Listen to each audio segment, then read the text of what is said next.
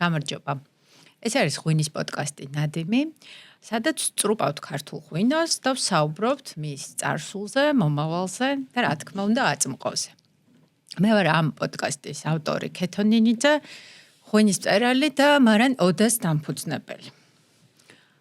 ღვინო იქნება ვენახში და დღევანდელი ერთ-ერთი ჩვენი პირველი ეპიზოდიც გვინდოდა რომ სწორედ იმ ადამიანებისთვის ყოფილიყო, ვისაც კავშირი აქვს მიწასთან, ვენახთან და ვინც იმ უზარმაზარ ტრადიციას აგრძელებს, უწყვეტ ტრადიციას, რაც ჯერ კიდევ საქართველოს სახელმწიფოს იდეის დაბადებამდე 1000 წლეულებით ადრე ჩვენს ტერიტორიაზე, რასაც ჩვენი წინაპრები უძღვებოდნენ.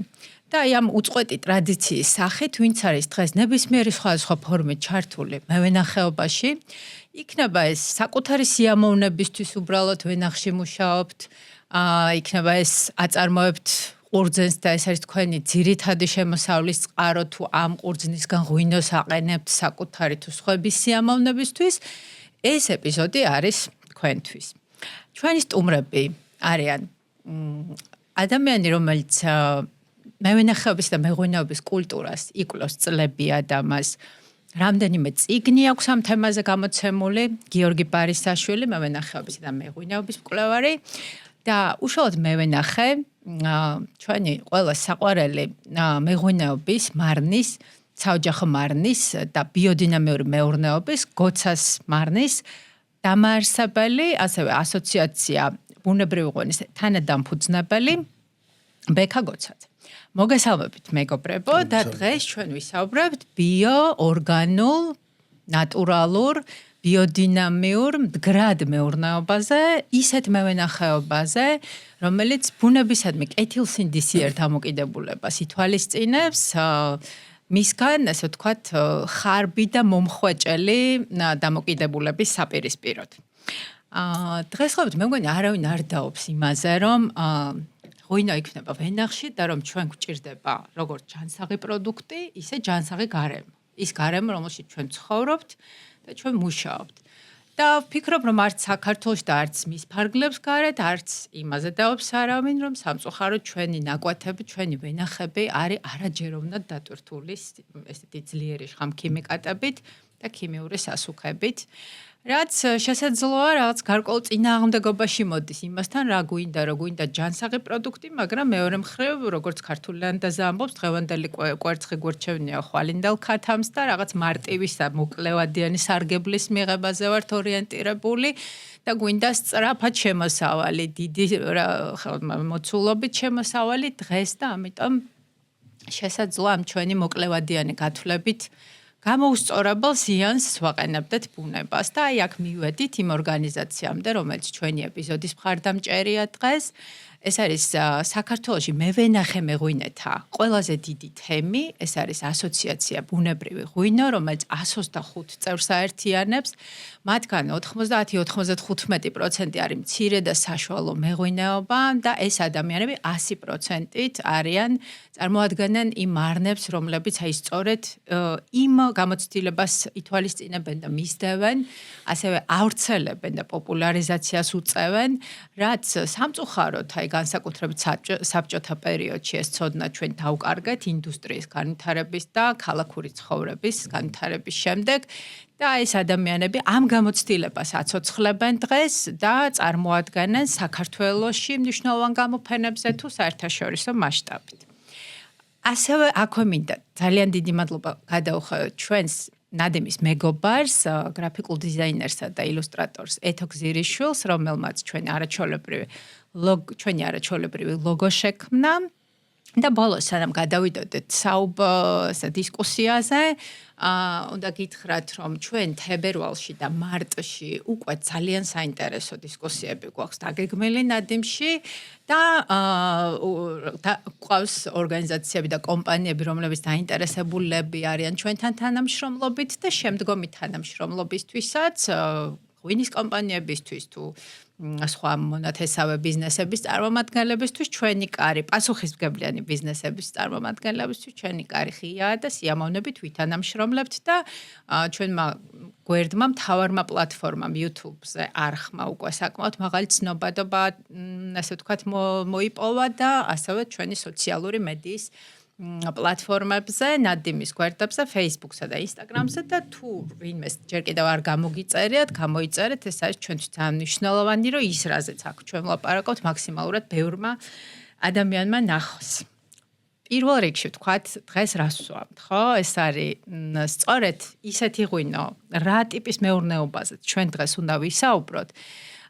ეს არის ოჯახური მეღვინეობა, ტრადიციული მრავალი თაობის გამოცდილებას ეფუძნება, ეს არის არჩილ გურნიავას მარანი ზესტაფონიდან, სოფელი კვალითიდან, რომელიც საქართველოშიც ბრწყინვალედ წარმოაჩენს იმერულ ჯიშებს და იმერულ ქვევრში, ჭურში ღვინის დაყენების იმერულ მეთოდს და საქართველოს ფარგლებს გარეთ ასევე ცაში ვარსკვლავებს წყვეტს, ასე ვთქვათ. ეს არის ციცქა 2021 წლის და გაუმარჯოს ამ ღვინის შემქმნელს და ყველა იმ ადამიანს, ვინც ჩვენს ვენახებში, ასე ვთქვათ, ეთილსინდისიერად მუშაობს.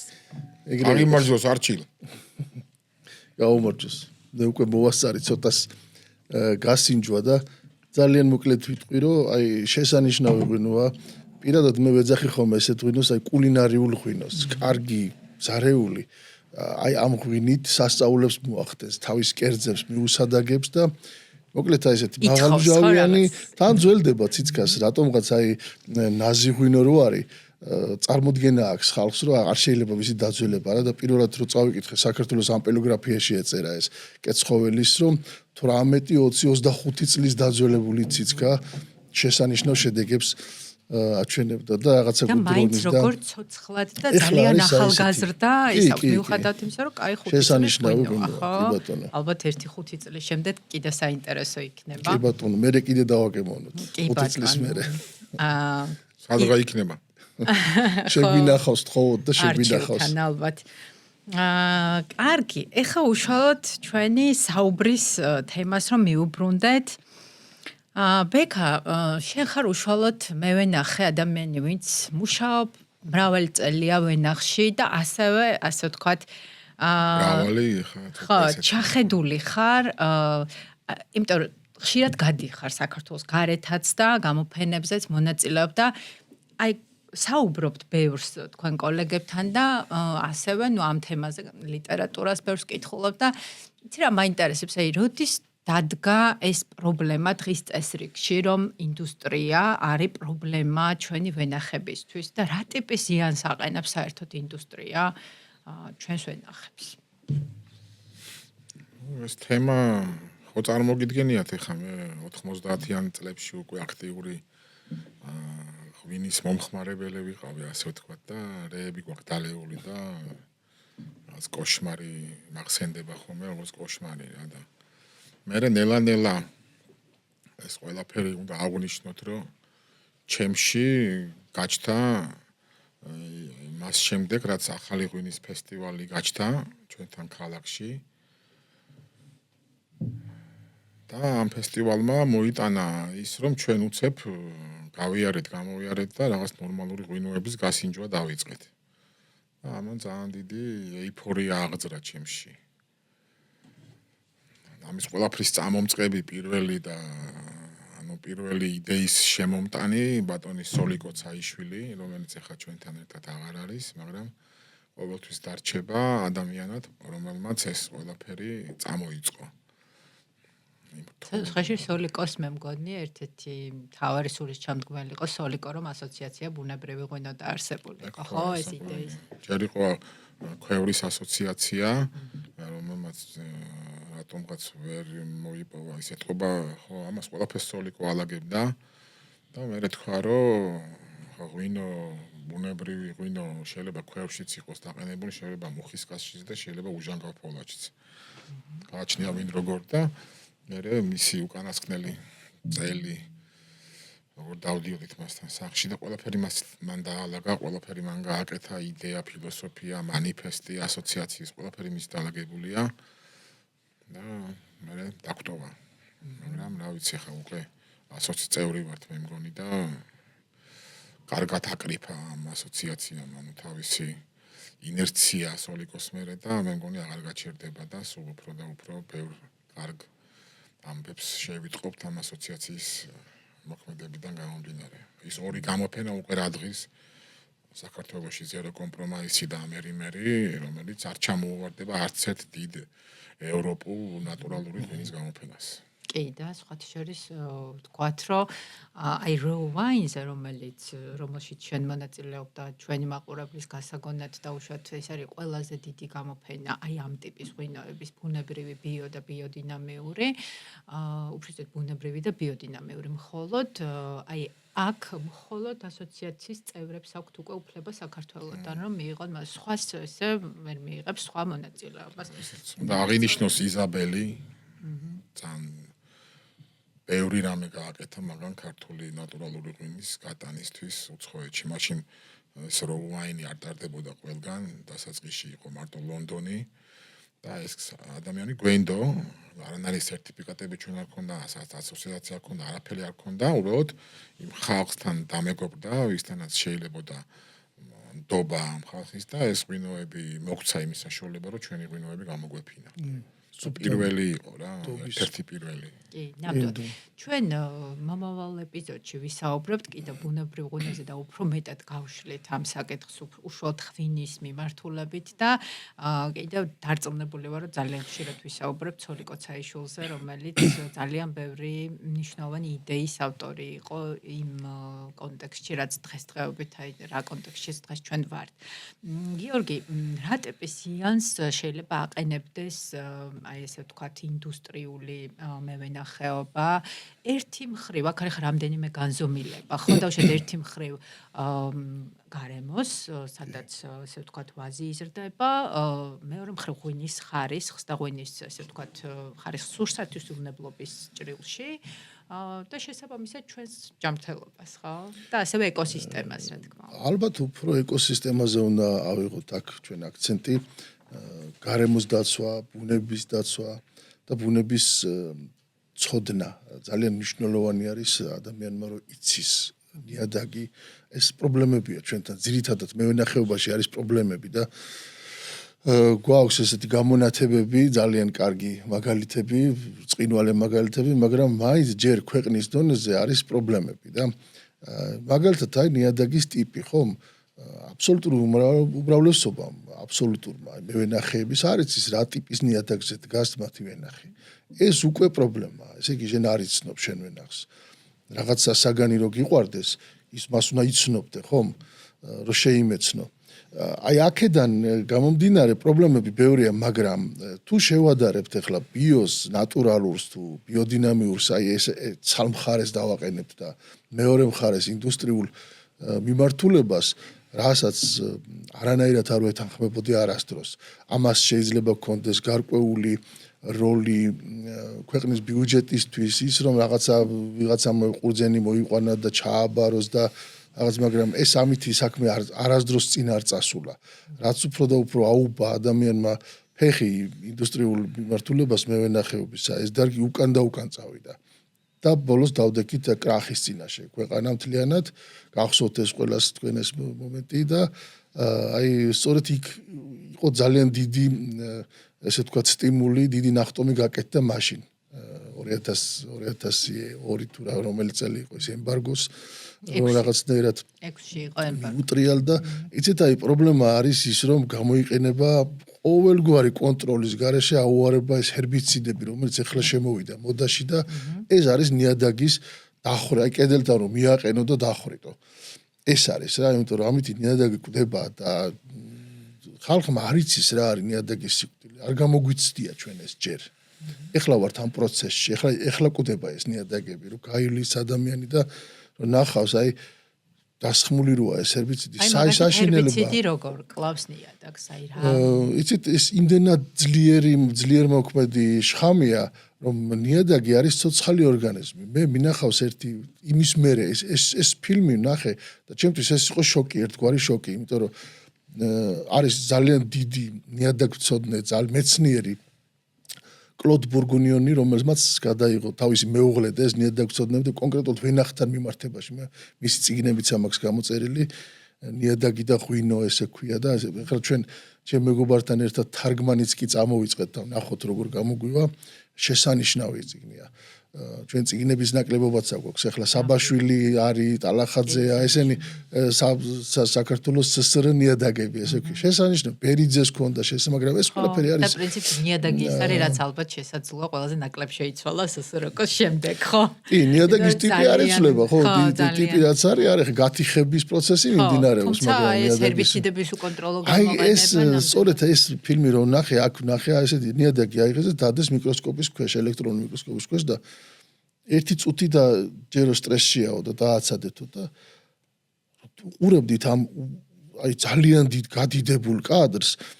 აბსოლუტურად ყველაფერი ამოძრავდა ყველაფერი თურმე ფეხები დადიოდა რაღაცა ცხოველები ჭიები რაღაცა მრავალ ფეხები აი მრავალ ფეხა რო არის ჩვენ რომ ესეთი ძალიან ყველაფერი ცოცხალი იყო აბსოლუტურად ყველაფერი და ყველაფერს თავისი როლი აქვს იმ ნიადაგში თავისი ჯაჭვი ჩვენ რომ დავდივართ აქ აი ამაზე დავდივართ და წარმოიდგინეთ ეს შხამი ძლიერ მომქმედი შხამი ჰერბიციდი თანაც მრავალჯერ გამოყენებული ის ამათ ხოცავს პირდაპირ და იქ მერე ხდება ეს უკვე ნარკომანი რომელსაც მუდმივად უნდა ყვება იმიტომ რომ იმ ნიადაგმა დაკარგა აღდგენის ფუნქცია და მერე უნდა აყარო და აყარო რაღაცები და იმ ღვინოს უნდა აღნიშნოთ რომ ის ცოცხალი ორგანიზმები და საქმეს აკეთებენ თორე ისენი არიან საკვები ნივთიერებების აკეთებაში ეხმარებიან და ახლა შესაბამისად ეს გადამუშავება მინერალური სასუქის და იმის რომელსაც ფესვი ვერ შეითვისებს უამრავი ფოსფორიანი ორგანიკის გარეშე რაღაცა რომელსაც ფესვი მცენარის ვერ ითვისებს ამათ არ გადაამუშავეს. კი ბატონო, კინაც და ყველაფერი ბევრი ისეთი. ესენი ცხოვრობენ თან სარაევო ბალახების ფესვებზე.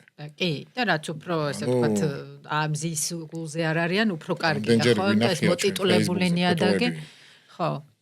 ვენახის ფოტოა, შოლტილი ვაზები, რაღაცა მოვლილი და ერთი ბალახი რო არ არის.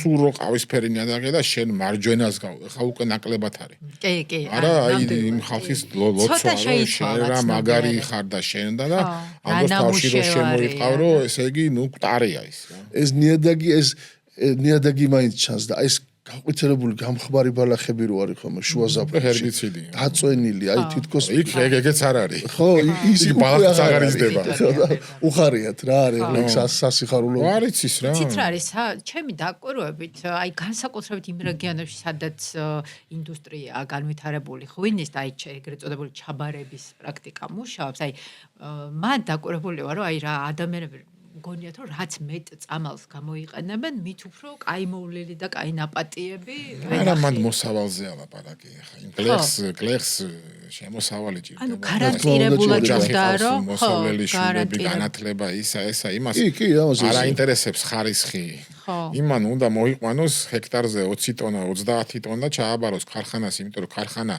კარგსაც და ცუცსაც ერთფასში იბარებს და მორჩა ხო როგორც კი ორგანულ პროდუქციას ექნება განსხვავებული ფასი მერე უკვე ის მე ვენახე დაფიქრდება ხო არ ჯობია მე ორგანულად მოუვარო და მაღალი ფასი ავიღო ვიდრე კაპიკები მithვალონ 70 კილო ყურძენში ხა ნუ რა ძალიან ბევრი დაიწყო 2 და 40 ლარი მიჯდება კილოგრამი ყურძენი მე თვითონ პატრონო ვენახს კი მაგრამ მოსავლიანობაა პატარა აბა 20 ტონა მოუყვიფო ჰექტარზე. ეგ ძალიან მნიშვნელოვანია, აი ღირებულების საკითხი, რომ დაუშვათ ძალიან ხშირად მსმენია ამაზე დისკუსია და ზოგჯერ უკმაყოფილებად, რომ აი რატო ღირს დაუშვათ ეს ბიოდინამიური ნატურალური ღვინო რატო ღირს ესე ძვირი რა. ამაზეც ვისაუბროთ, მაგრამ პირველ რიგში აი რა პრინციპებზე დგას ბიო და ორგანული, სანამ აი მეთოდებზე ვისაუბრეთ, დაუშვათ იქ რაღაც მცენარეებზე, მის ნაყენებზე, სხვა აგროტექნიკურ ღონისძიებებზე, რა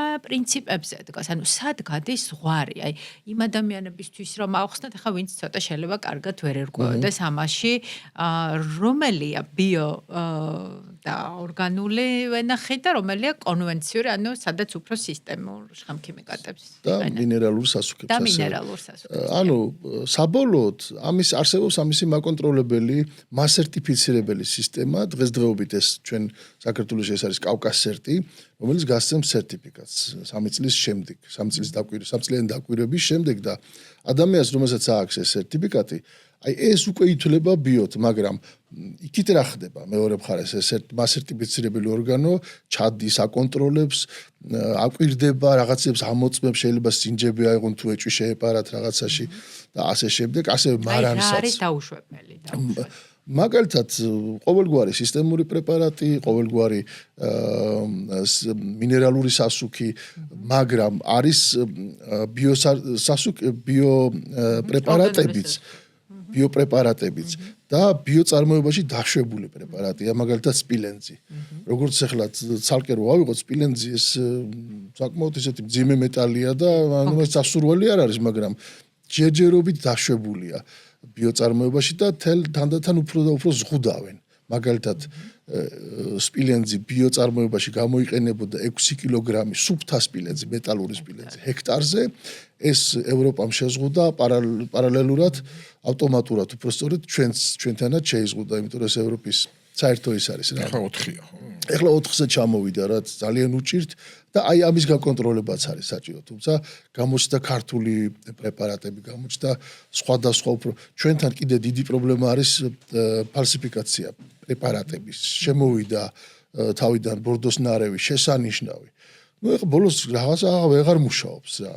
რა ხდება ეხლა იყო ამას წინათ რამდენიმე წლის წინ კახეთში ერთ-ერთი შხამქიმიკატების მაღაზიის უფროსი თუ რაღაცა იყო არ მახსოვს გლეხები მივიდნენ და კინაღამ მოკლეს რა.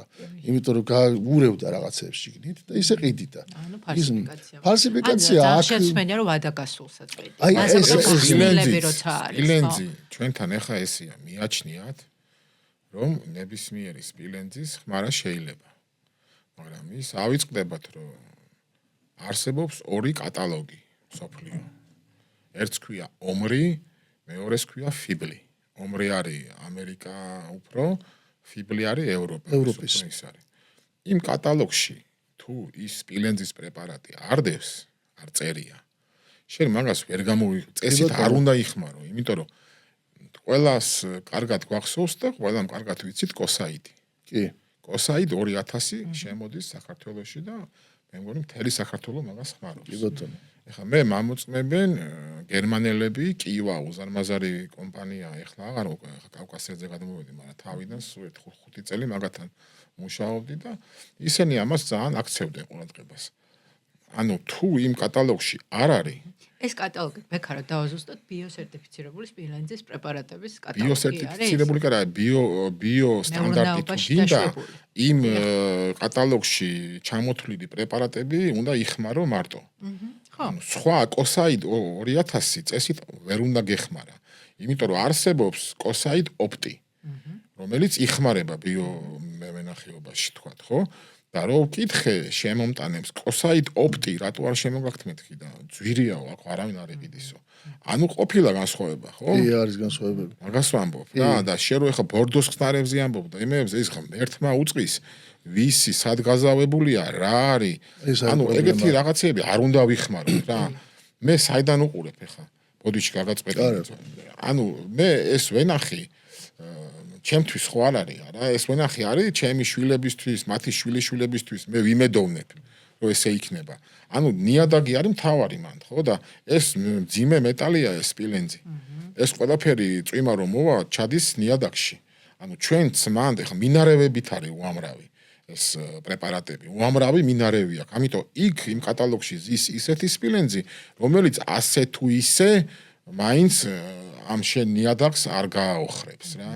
მაგრამ სპილენძის გარეშე შანსი არ არის. ხო, ჯერჯერობით ესეა. მე მგონი, აი ხა ძალიან ესეთი მწვავე საკითხი გამოიკვეთა.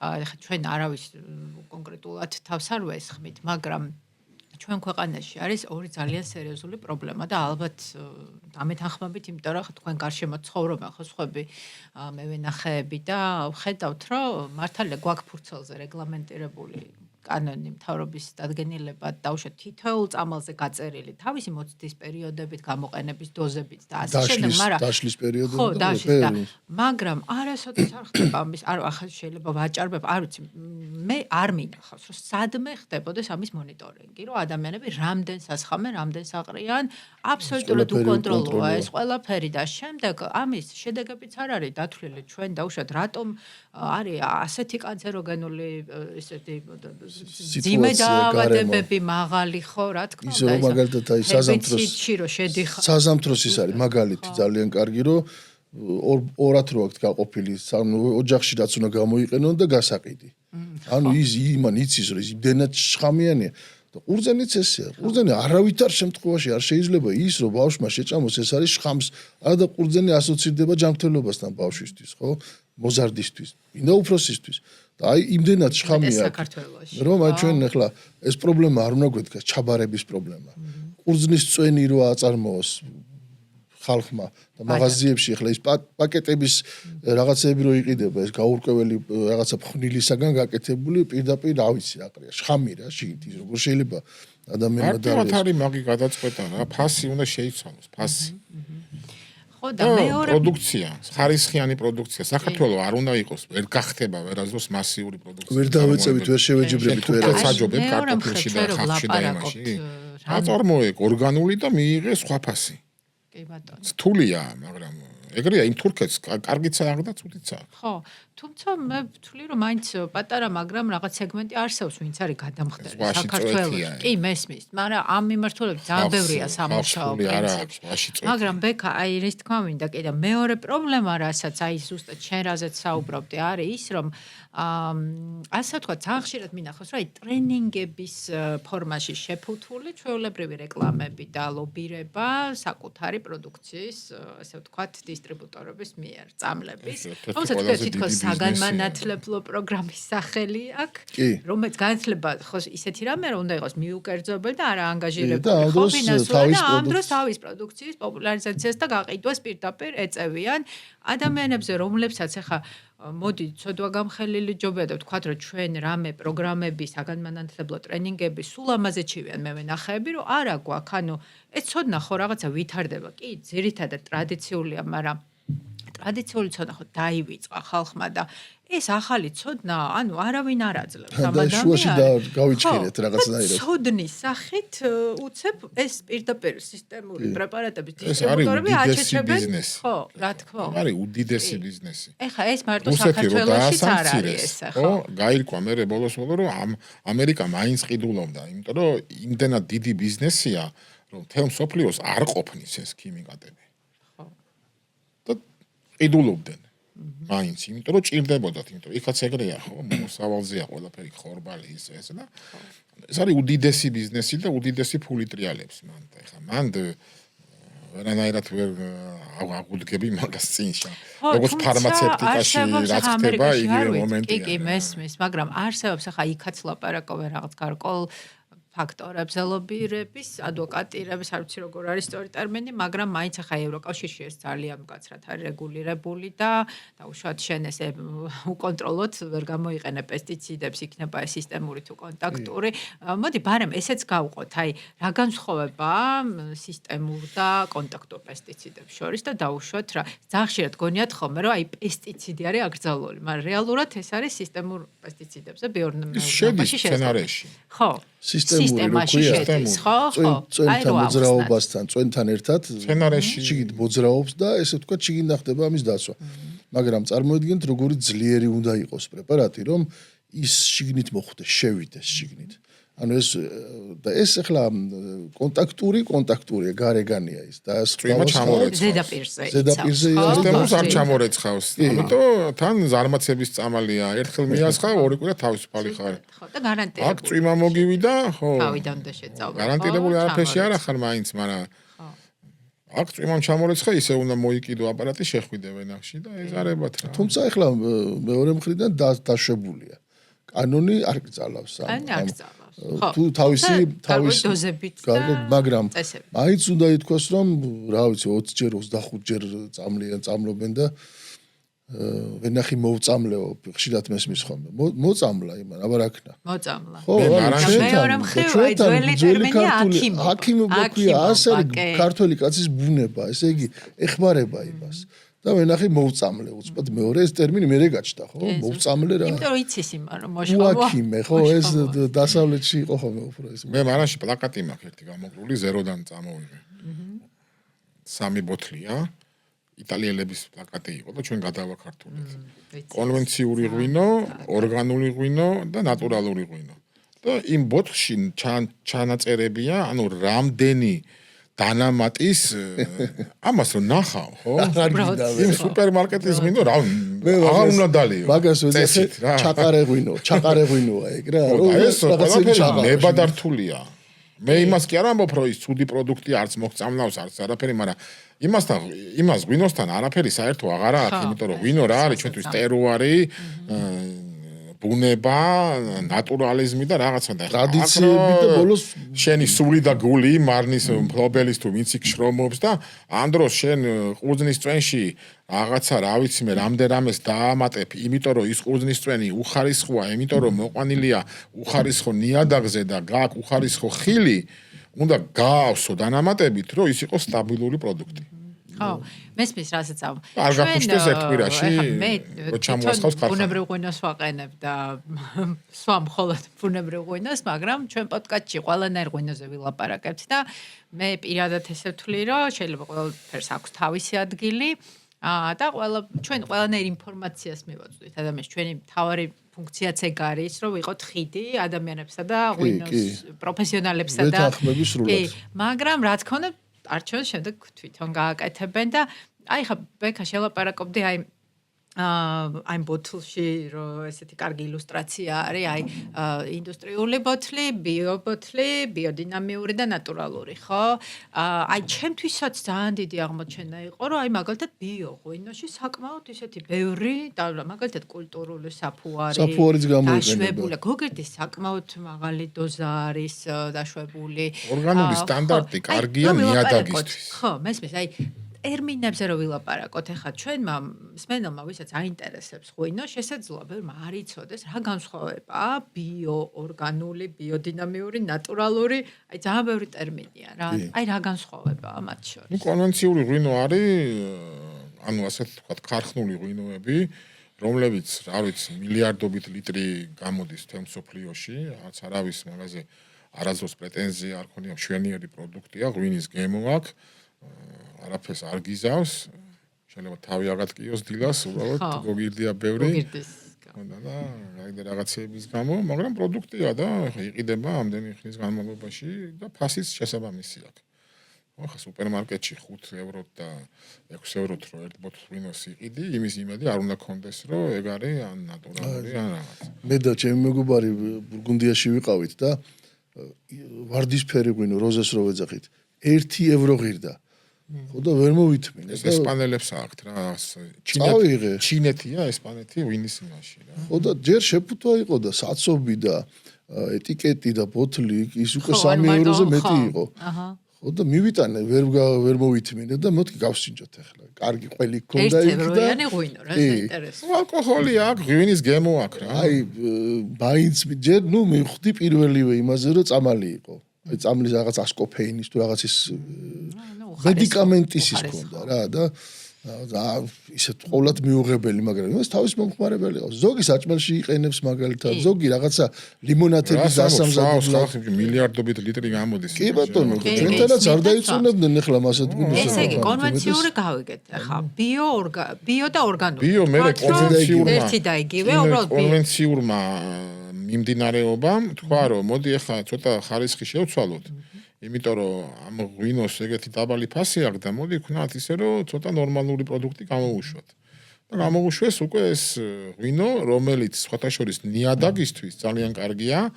ისეთი სტანდარტია რომ ნიადაგში უკვე ის შხამქიმიკატების შეტანა და ეს პესტიციდები და ჰერბიციდები რაღაცები აღარ ხდება.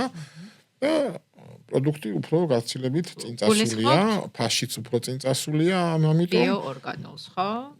ორგანულს დავანებოთავ, ეს არის ბიოსტანდარტი. ხო, ეს ბიო. ევროპული ორგანული, სკოლა, ხო, ბიოს ორგანიკ. ეძახის და ამერიკული ხო, ანუ ვერც ბიოს ვერ დააწერ, ვერც ორგანიკს ვერ დააწერ, იმაზე ეტიკეტზე თუ არ გაქვს ის შესაბამისი სერტიფიკატი. სერტიფიკატი. მაგრამ დანამატები მაინც გაქვს, ანუ ის მაინც სხვა რაღაცა არის, იქ შეგიძლია კულტურული საფუარიც იხმარო კიდევ ამრავი რაღაცები, რომელიც ზის ამ სტანდარტში. ეს არის ბიო სტანდარტი, რა თქმა უნდა, ბიო სტანდარტი მწვანე დროშა არის ვარსკვლავი. კი, ევროკავშირის ეს. ბიოდინამიკა არის კიდევ უფრო შემცირებული შხამქიმიკატები, კი არა, სპილენძი. გამკაცრებული. ხო, გამკაც იქ თუ ეხა 4 კილოა ჩვენთან 2.5 კილოა მაქსიმუმ, ოღონდ 5 წელიწადში უნდა იყოს ხო რაღაც რაოდენობა, მე მგონია 7 კილო თუ რაღაცა. ზოგ წელს შეგიძლია იხმარო, იმიტომ რომ ისეთი ამინდია და ისეთი გარემოს პირობებია, რომ გიწევს რომ იხმარო და მეორე წელს გეუნებიან, რომ იქ უკვე თუ კაი პირობები აქვს, აღარ და დააბალანსო და 7 წელიწადზე ითვლება. ყველაფერი არის იმაზე, რომ ეს სპილენძი გოგილდი აკროლადია. ანუ ჩვენ ის რას ვიყენებთ? სპილენძს და გოგილდს. გოგილდი აკროლადია და ამიტომ პრობლემა არ არის.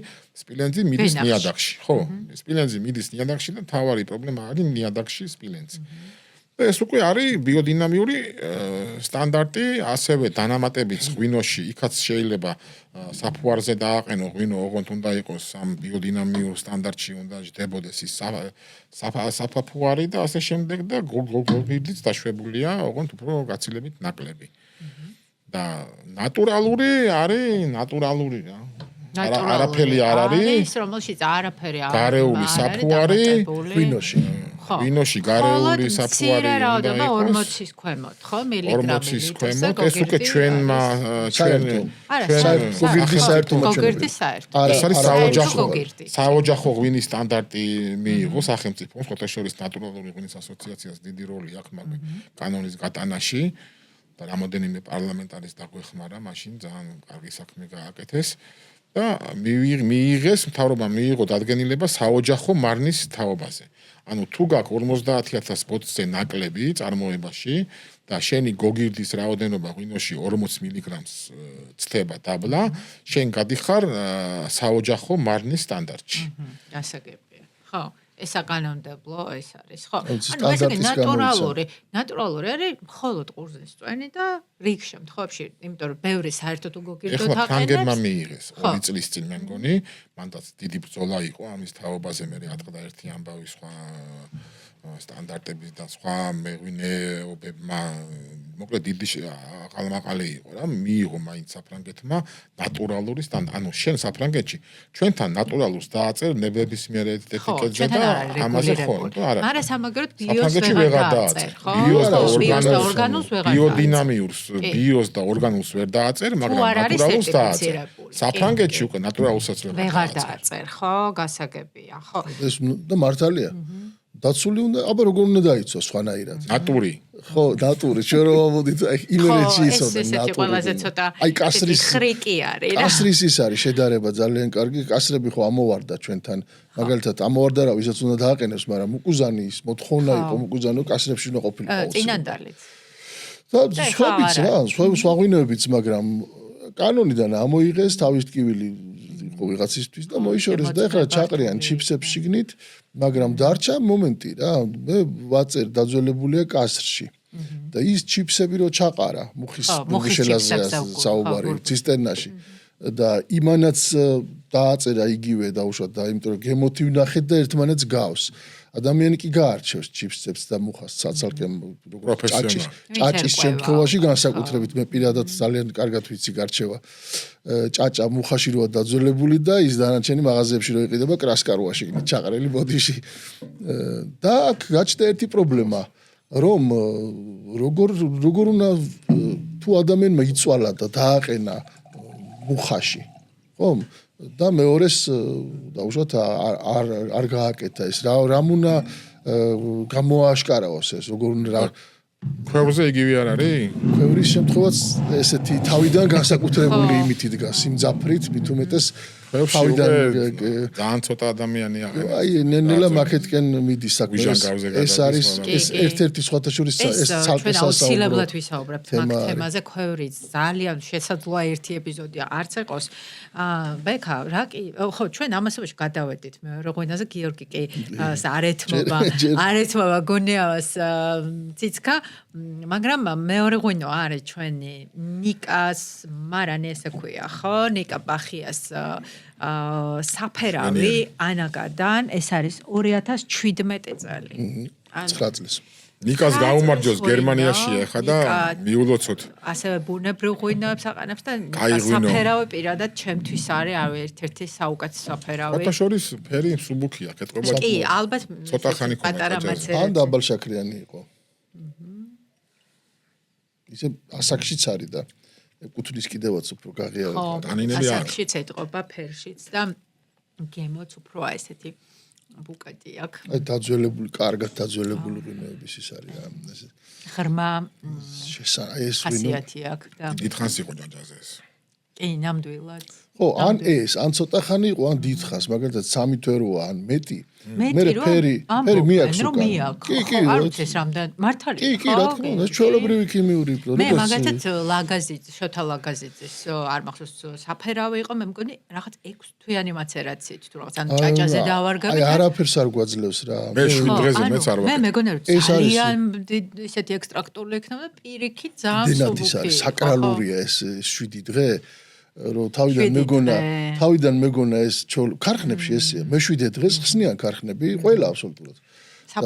საფერავებს ხდიან, კი, მე 7 დღეს. მეც ახლა 7 დღე იმით კი არ იმას ვქენი რა.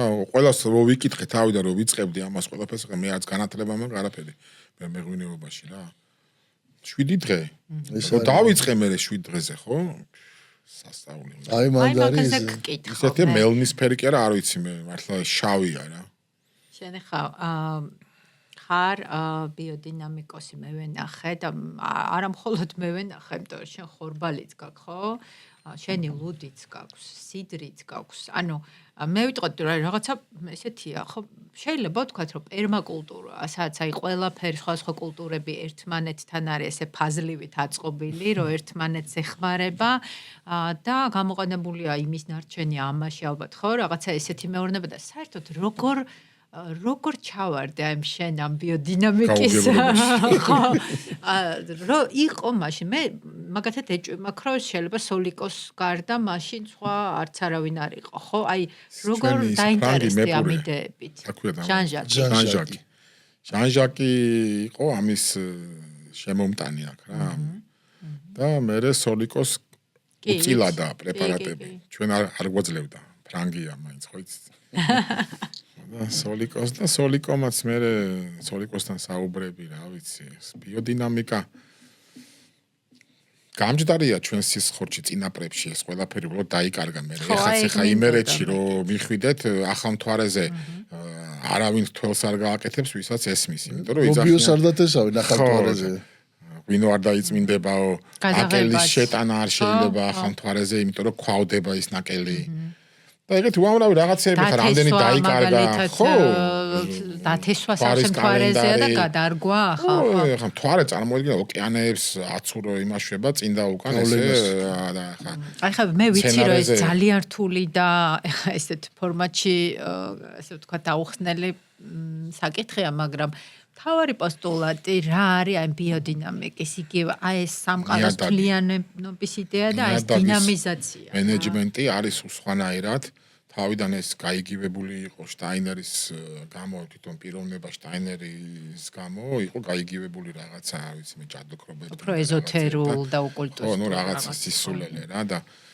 ანუ მამკაცმა 24 წელს ჩაატარა რამოდენიმე ლექცია და იქ ამას მიმდინარეობას მიცა ბიძგი მე ამას აყვა უამრავი ასე თქვა ფერმები და უამრავი მიმდევარი გამოუჩნდელი ამბები მოკლედ ავსტრია გერმანია ის ყველაფერი მე გაჩნდა მარიატუნი ეს ქალბატონი რომელმაც კიდე უამრავი რაღაც დაამატა და ანუ ეს მოძრაობა წავიდა როგორც ორგანულ მევენახეობაში ასევე ბიოდინამიურ მევენახეობაში არ არსებობდა არაფერი ლიტერატურა ჩვენ რო ვიწყებდით საერთოდ რა რამოდენიმე 1-2 წიგნი შეიძლება იყო ცნობილი ნიკოლას ჟოლი და მესონი პიერ მესონი მესონი დაიღუპა 18-ში და ჟოლი ცოცხალი. ლუარადან საფრანგეთში. ვინსენტ ის არის მესონი, ის გამაგრძელებელი და სხვათა შორის თურმეს დააინტერესებთ, მაგათ აქვთ კომპანია Biodynamic Services საფრანგეთში და ყველა ის პრეპარატი, რომელიც გამოიყენება ბიოდინამიურ მევენახეობაში, შეუძლიათ შეიძინონ ძალიან იაფ ფასში.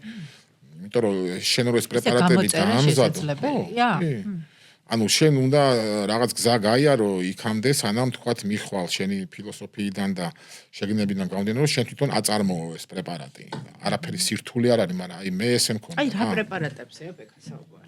პრეპარატებზე ეხა ესეც ჩვეულებრივი მომენტია რა. მაგათი შინაური პრეპარატები. აი როცა ძროხის რქაში, ანუ როგორ ჩვეულებრივი კონტეინერია, ჩვენ ეხა შეიძლება ამ კონტეინერზე ვილაპარაკოთ 1 საათი, როგორი კოსმიური ძალები, ძროხის რქა და ანტენა და რაღაცა და არ ვიცი და გააგიჟო ადამიანები, მაგრამ ჩათვალეთ კონტეინერია, ჩვეულებრივი, ბუნებრივი კონტეინერი, რომელიც უბრალოდ ბუნებრივი. როგორ სიმინდის ფუჩეთშიც ვიყენებთ ასაკრავად, ხო? ძალიან ხშირად. ვენახის ასაკრავად. მე რას ვამბობ, ამაში იდება ნაკელი, ჩვეულებრივი სველი, ახალი ნაკელი, ძროხის აუცილებლად და იმარხება მიწაში. ხო და ეხლა ნუ ეს ყველაფერი მიწაში იმარხება, მე ამოიღებ, ამ პატარას აიღებ, წყალში გააზავებ, შეაშხურებ და მაიცა რა, ეს ხო რაღაცა სისულელეა და ისა და ესა. ეხლა უკვე როცა გამოიცა დიდი წიგნები ამ ბიოდინამიკაზე და როცა უკვე მეცნიერული კვლევები დაიდო, ყველაფერი მარტივია რა. ორგანიკა ხო იყიდება ჩვენთან, ხო უშვებს, ჩვენები ხო უშვებენ თხევად ნაკელს, ხო? ანუ რა არის ეს ორგანიკა? ესევე მიკროორგანიზმებიდან შექმნილი თხევადი სასუქია, რომელიც შეიცავს უამრავ კონცენტრატია და უამრავ მიკროორგანიზმს შეიცავს. ახალი იყო ეს ჩვენთვისაც ორგანიკა რო გამოუშვეს, მაგბიჭებმა ჯერ ჩვენ გთხოვეს. ნატურალურ მეღვინეებს რო გვეხმარა და არც იმათმა იცოდნენ ბოლომდე რას იზავდა როგორ. ანუ ძალიან მაღალი კონცენტრაციის ორგანული ნივთიერებაა, ცოცხალი ბაქტერიოლოგიური სოკოვანი რაღაცა ორგანიზმებით, რომელიც შენ მერე შეგიძლია გააზავო წყალში, შეაშხურო ნიადაგს და ეს ჩაჯდა ნიადაგში, იქ მერე მრავლდება, რასაც გეუბნებოდით, რომ ფესვზე იდებს საცხოვრებელ ადგილს უამრავ სარეველა ბალახის ფესვებზე, ამიტომა ძალიან მნიშვნელოვანი ბიომრავალფეროვნება თქვენს ვენახში, რომ არ უნდა იყოს მონოკულტურა ვაზი და ეს უამრავი სარეველები, რომ ეს უამრავი სარეველა უამრავ ცოცხალ ორგანიზმს იზიდავს. შენ თუ გაქვს მარტო ვენახი, წარმოგიდგენთ, ის მარტო რაღაც გარკვეულ ცოცხალ ორგანიზმებს მოიზიდავს, როგორც მწერებს, ასევე ნიადაგში და როცა გაქვს მრავალფეროვანი სარეველა ბალახის კორდი, ასე ვთქვათ, ხო, ის უკვე კიდევ უფრო მეც იზიდავს და ეს ბაქტერიოლოგიური ფონი ნიადაგში იზრდება 1-10 და 100-ად. და ესეც ეს რქას დაუბრუნდები, ანუ ეს ორგანული ნივთიერება, რომელიც ნაკელი, რომელიც დევს ამ რქაში, კონტეინერში ჩაფლულია მიწაში, ნესში, აქ წვიმის დროს წყალი ის ესა იქ მრავლდებიან და მილიარდობით ჩნდებიან. კონცენტრირებული ხდება ეს შიგნით. დიდი პოტენციის მქონე ეს არის. ხო, ეხლა მე არ ჩავძიებულ ვარ ამას კიდევ ამ რაღაც შეიძლება იქ მართლა რაღაც კოსმიური ძალებიც მოქმედებს, ატომაც არა. ხო, იმიტომ რომ ეს კოსმოსი ხო არ არის, ეხლა თავზე რო გვადევს, მართლა ზემოქმედებაა რა, უამრავ რაღაცას. ეს ხო რაღაცა. მე იღებ იმ ნაწილს, ხო, 100 გრამს იღებ, აზავებ წყალში, როგორც ამ ორგანიკას.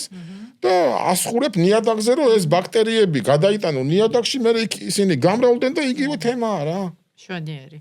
კიდევ რა, ასე ვთქვათ, აი ბალახეული, სხვადასხვა ბალახეული, მაგრამ ზოგიერთი ფუნგიციდური დანიშნულების არის, ზოგიერთი სასუქის, აი ჭინჭარს ახსენებს. ეს ძალიან მარტივია, ხო, ყოველთვის ხმარობდნენ ჩვენთან ჭინჭარის წუნწუხს, ყოველთვის ხმარობდნენ ჩვენთან სხვადასხვა ბაბუაწვერა, მაგალითად ჭინჭარი, გვირილა, ლაშქარა, შვიტა, რა ვიცი, უამრავი ბალახეულია.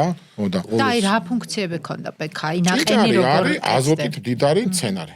აჰა. გააკეთებთ ჭინჭრის წუნწუხს, შეასხურავთ მცენარეს და ჩვენ ხო აზოტს ვერ ვაძლევთ მცენარეს, ხო? არ ვაძლევთ, ხო? არ შეგვიძლია მინერალური სასუქი. აზოტით მდიდარი მივცეთ, ხო? გვარჯილები და რაღაცები, ხო? არ შეიძლება რომ დავაყაროთ. ფოთოლი ამას ყველაფერს ისრუტავს და მცენარეს აქვს აზოტი. ყვებავია ჩვეულებრივი თან. ყოველი ესია ეს ყველაფერი იმაზე ვალერიანი როგორც ჩვენთვის გამოიყენება იმისთვის რომ დაგვაწყნაროს და რაღაც აფორიაკებულ ადამიანს ცოტა გვალვის დროს, ცეტყვის მერე, ხო? დასტრესილი მომენტი გამოყავს მე მაგალითად გამომიყენები ყინვის შემდეგ ჭინჭარი, რაც ძალიან კარგი. ვალერიანი. ხო. კატაბალახა. კატაბალახა. ხო, ეხა მე ამას ხო აქ კატაბალახას და იმას გვირილაც რაღაც სხვანაირი უნდა იყოს, არ არის ის გვირილა ჩვენთან. ამიტომ ხო, გვირილა რასაც ეძახიან ჩვენთან, ხო? დინდათ ეს რომ ვიღაცას უნდა ეს რომ გამოიყენოს, არის ეს ბიოდინამიკ სერვისის უკვე თავიქა ღის კაპაპიკები ჩამოგდის თან რაოდენობები ხო, ეს ბალახეულები თავარი რაშაშიც გამოიყენება კიდე არის ის რომ კომპოსტის დამზადება. აი ვისაუბროთ კომპოსტს. კომპოსტი რა არის ეხა? საერთოდ ჩვენი ფილოსოფია, ჩემი ფილოსოფია, ჩემი ოჯახის ამ ვენახის მიმართ რა არის რომ ჩვენ რასაც ვიღებთ ვენახიდან, იმას უბრუნებთ. მარტო ვიტოვებთ სითხეს. ანუ იმის და მიხედვით თუ როგორი რთველი იყო რაოდენობრივად, როცა მორჩება ეს რთველი, კლერტი და ჭაჭა ყრია მარანში, მიგვაქვს ისევ ვენახში, ყრით ისე ჩვეულებრივად გორაკად, უმატებთ ძროხის ნაკელს, ამას ყველაფერს ურევთ და უმატებთ ამ ბიოდინამიურ პრეპარატებს. გვირილას, შვიტას, ბაბუაწვერას და რომელსაც სხვადასხვა თვისებებია. ხო, მე ის ხო, იცით რა არის? ეხა მაგის გარკვევა ბოლო-ბოლო იქ მე რა ხდება? მიკრობიოლოგი უნდა იყო და მიკრობიოლოგიაში კიდე მე დარწმუნებული ვარ, რომ არავინ არაფრის აზრზე არ არის საერთოდ სოფლიოში რა ხდება მიკრობიოლოგიაში, იმიტომ რომ ისეთი თემაა, რომ მართლა არავინ არაფერი არ იცის.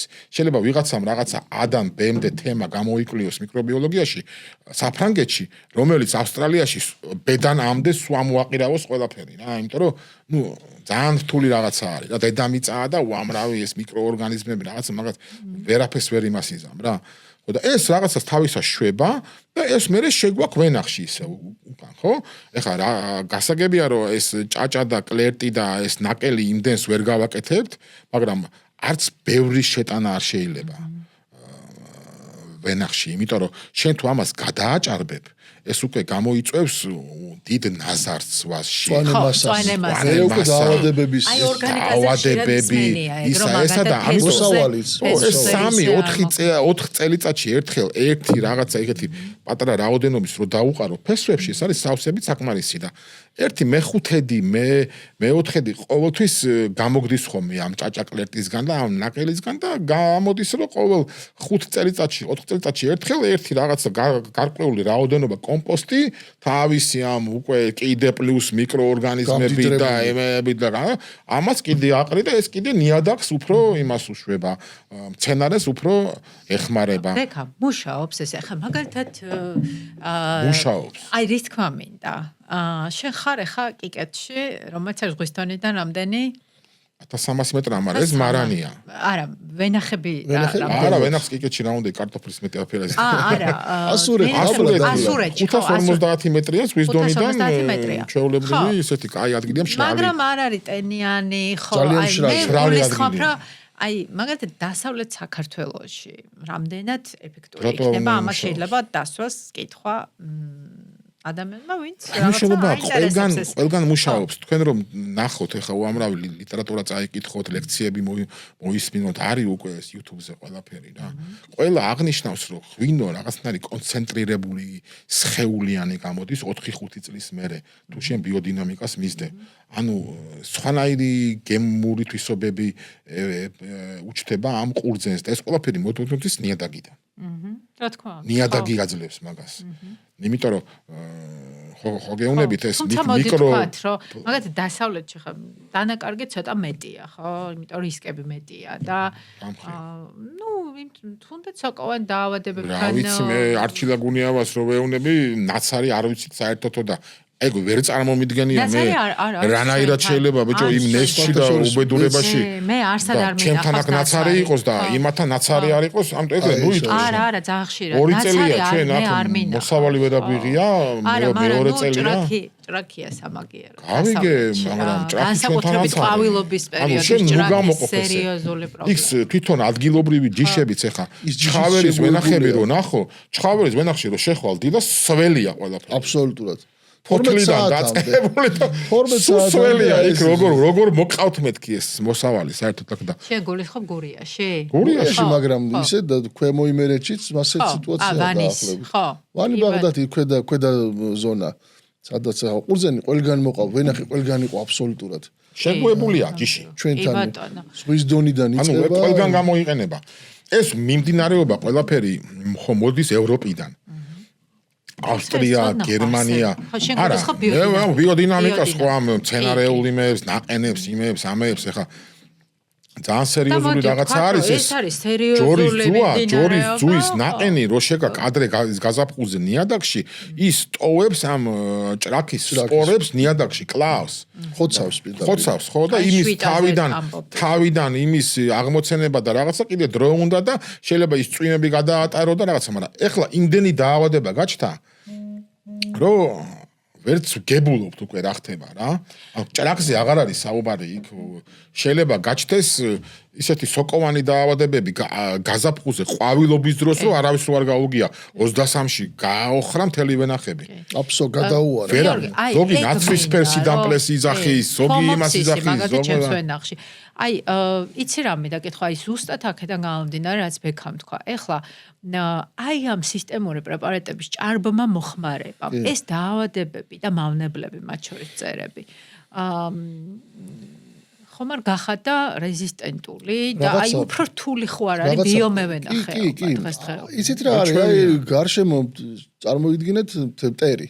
სულ გარშემო ყველა შენი მტერი როა რა. ადამიანები კი არა. აი გარემო უკვე იმდენად დამოკიდებული ხდება მე აი ჰერბიციდების და პრეპარატების სისტემურების აბსოლუტური დამოკიდებულია რა ესეთი ნარკომანი ადამიანი ვით არის უსუსური პატარა ბავშვი ვით არის რომ აიღო და ჩაუდო პირში აჭამო და რაღაცა და არის ჩვენი მიზანი აი ამ ესეთი მიმართულებისა მართალი მიმართულების იმიტომ ეს ბიზნესი ესე განვითარებული თუ იმ შენ რომ დღეს მიცემ 1 კილო გვარჯილას მომავალ წელს უკვე 2 კილო უნდა მიცემ. კი ბატონო, ხო და იზრდება და იზრდება. აი შესანიშნავია ძალიან ძვირია. შესანიშნავი იმისენი გვაქვს თეზისებად ესე ილია ჭავჭავაძეს მოგეხსენებათ თქვენს გამოცემული წიგნი მეც გამოვეცი ეს უფრო პატარა ვერსია ამისი ესა ღვინის ქართულად დაყენება.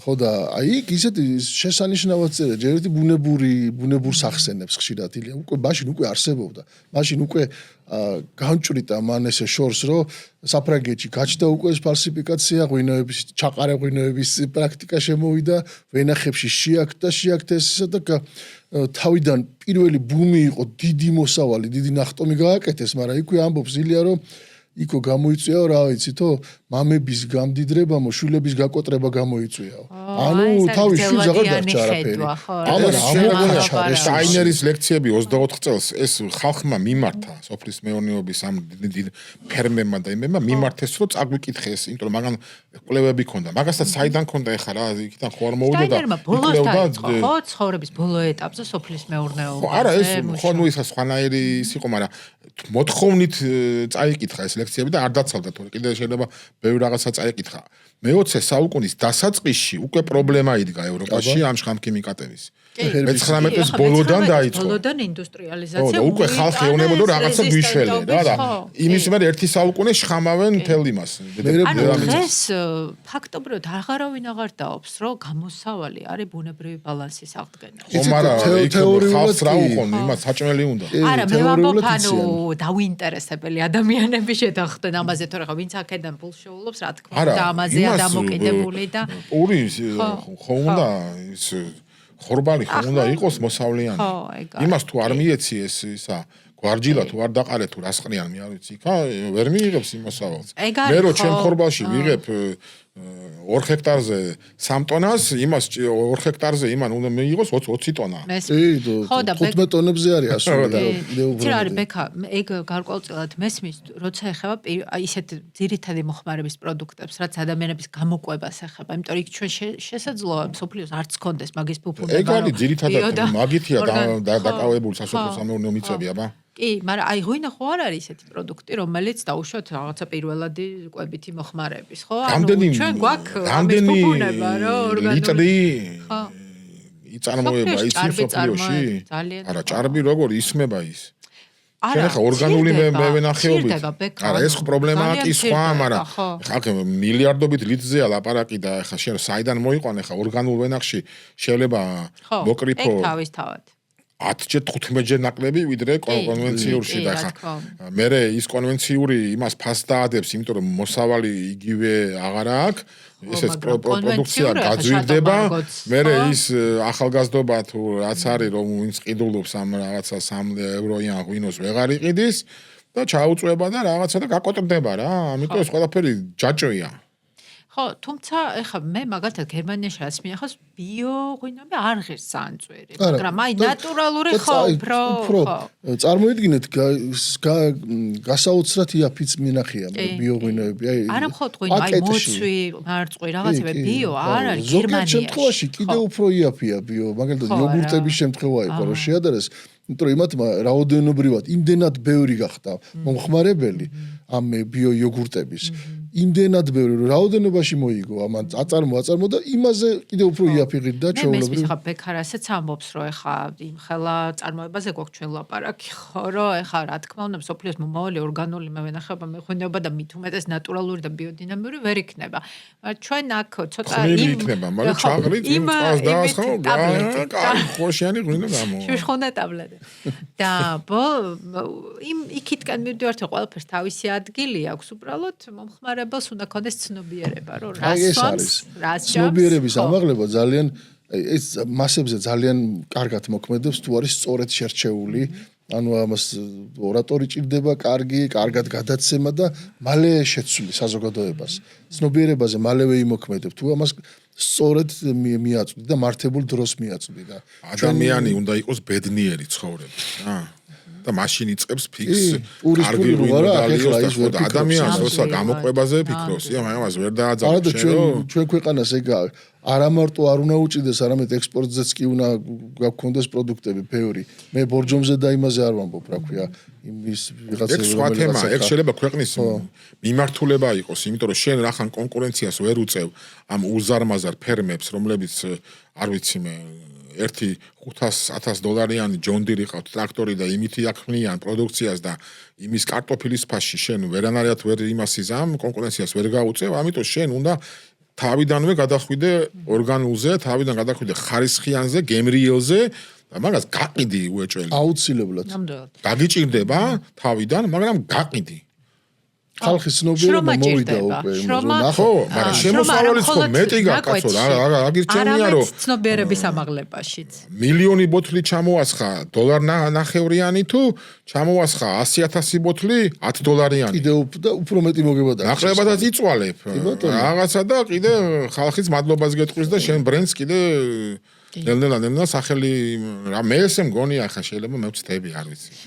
ჩვენ ცოტა დროში შეზღუდულები ვართ და გიორგი აი ბექამ რაც ისაუბრა აი მეთოდებზე დაუშვათ რა ნაყენებით ანუ ფუნგიციდებს რა ანაცვლებს დაუშვათ მე ვგულისხმობ აი ინდუსტრიული წარმოშობის სპილენძის შემცველ ფუნგიციდებს რადგან თქვით სპილენძი ყველგან არის დაუშვათ რაღაც რეგიონებში შესაძლოა დაუშვათ მოქმედებ და ეს ახლა თქვენ მაგალითად კარგად იცნობ მევენახებს საქართველოს სხვადასხვა რეგიონებში და რამდენ მუშაობს აი ალტერნატიული იგივე აი სოკოვანი კულტურების რაღაცა ის რო არის ხო რაღაც ახლა კონკრეტ ხო მიკორიზული აქტივობის სოკოები ანუ ფირმები არ დავასახელოთ მაგალითად და რომელ რეგიონებში უფრო მუშაობს და გარდა ამისა ამ ნაყენების და ესე ვთქვათ პრეპარატების გარდა რა ძირითად აი აგრო ესე ვთქვათ მეთოდებს გამოყოფთ აი არ ვიცი სხვა რევენახში იქნება თუ აი როგორ ეკოსისტემის კათბების მათ შორის ეხლა კარზე ვენახი როცა აქვს ადამიანს ანუ ახლოს რო არის მასთან და